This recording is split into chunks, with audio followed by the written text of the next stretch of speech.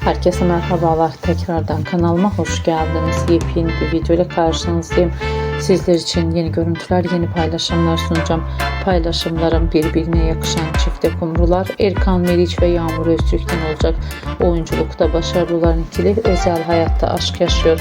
Yazgı dizisinin ardından hemen sonra sevgili olduğunu herkese duyuran çiftler şimdi de sevgili olduğunu duyuruyor. İkiliden güzel görüntüler, yeni paylaşımlar geldi. Ben de sizler için sunuyorum. Umarım beğenirsiniz. Hoşça kalın, sağlıcakla kalın arkadaşlar.